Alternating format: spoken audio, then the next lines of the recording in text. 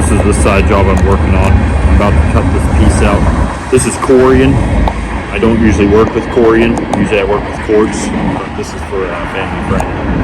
So I'm trying to do their kitchen for them. I gotta cut that out and then put a SIG cutout in it as well.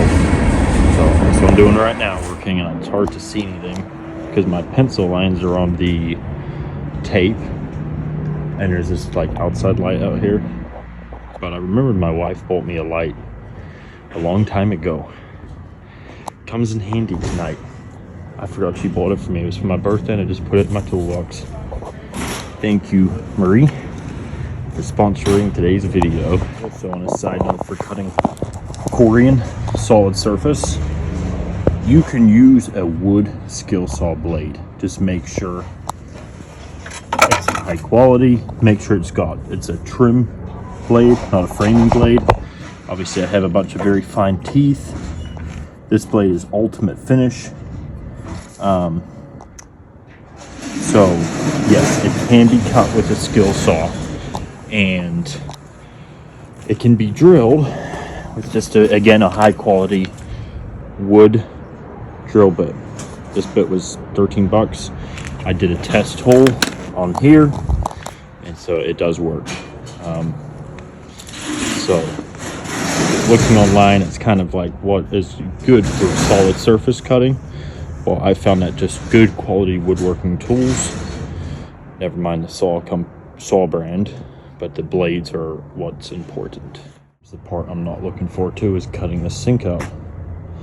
We're gonna do an undermount sink, so it has to be pretty close. So there's also gonna be a seam here. I'm gonna cut out of that piece. Unfortunately, Corian only comes 30 inches deep. I literally need like 34, maybe 38 inches, but we'll get it. So far so good. I'm gonna mark this sink out, cut it out, and call it a night because it's getting dark and cold. Painstakingly got it all marked out. This is it, ladies and gentlemen. If you screw up, you're buying a whole new piece of Corian. Like I said, I do countertops every single day. I feel pretty confident because I know exactly how it works, but at the end of the day, I don't fabricate, I install. Fabricate if necessary, but I don't fabricate sink cutouts. So that being said, I'm gonna do the four corners first with a 3/4 inch bit and cut it out, and that's it for tonight. That's a cutout. That's a mess. Doing that with a skill saw and no dust collector. So it's gonna take some cleanup on the corners, obviously. I got some polishing to do and all that fun stuff. Make sure it's square, but there it is. I got these pads. I'm gonna polish the edge, clean the corners up, and polish this whole inside of the sink. So I got the sink polished out. Still need to clean it.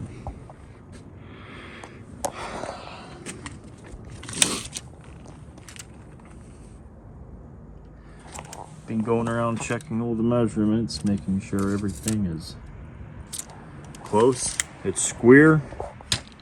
It should work. It should work. So a lot of polishing, but we're getting there. And then I got to polish the edges as well. Now I'm just polishing up this edge. I'm just using very fine sandpaper. I got it up to whatever grit this is. I don't know, it was on 320. I think 320 is gonna be the highest. If not, I may have to go up to 4. At first I was using that to sand it, but that's a piece of junk. So I switched to this sander and it seems to be working pretty good.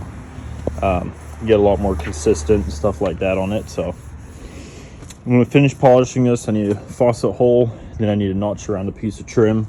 And then tomorrow, again, it'll be at night because it's the only time I have, I'm going to install this piece. And then I need to fabricate another piece that goes here. And I'm gonna put a seam right here. Like I said before, sadly, these Corian sheets only come 30 inches wide. And I need like 42 inches or something crazy like that. But so that's it. I'm gonna keep sanding.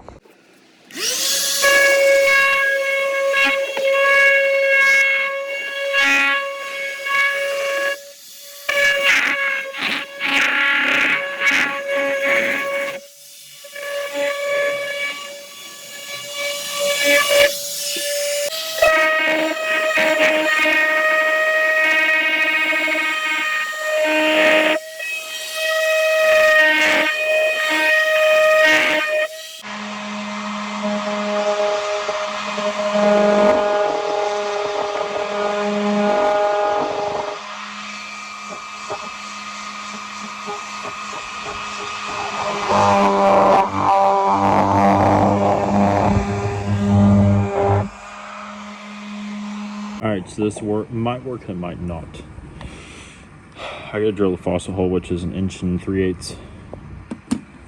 I got it marked. Let's see if this bit works. I'm a little nervous about this.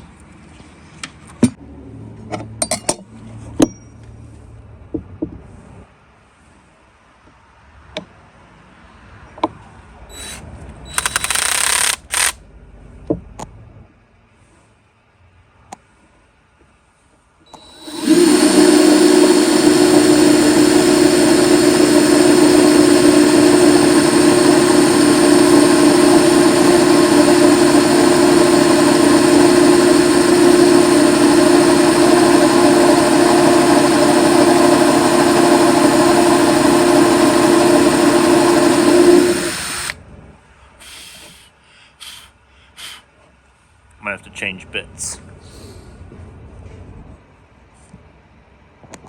All right, so I just drilled a bit of a pilot hole with that bit. Now I'm gonna put this bit back on. I really don't. I really hope this works.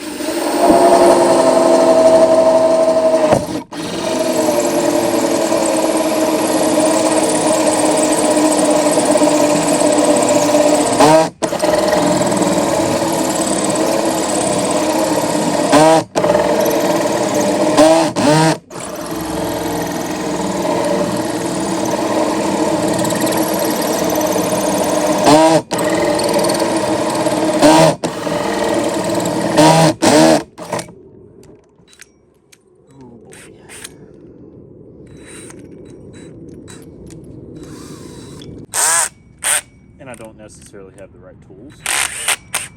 So, it's all stuff to keep in mind.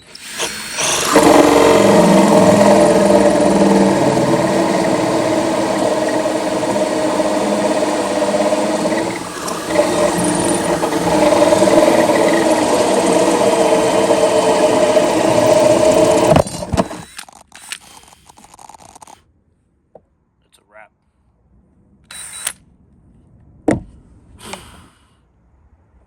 Countertops. You're always worried about something.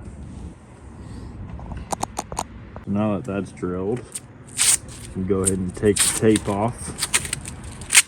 And just so you guys know, across the board, the typical faucet takes 1 3/8 inches hole. I do countertops every day, and nobody seems to know what size hole the faucet takes, unless you have an RO or a pressure switch or something like that. But even the soap dispenser and the pressure switch is always 1 3/8 inches. That's the hole size you want. So there's that. The only thing I have to do now is notch that, clean it up, and tomorrow I'll install it, probably on a different video. Probably make 2 videos out of this ordeal. All right, so I just finished fabricating this. Got the sink. Let's hope it fits, ladies and gentlemen. Tomorrow is installation day. I still need to fabricate another piece that's going to go right about here. But yeah, I got everything wet, trying to see if there's any scratches. These corners are really hard to polish, but I think it looks pretty good. Everything's nice and square. So tomorrow I will be installing it.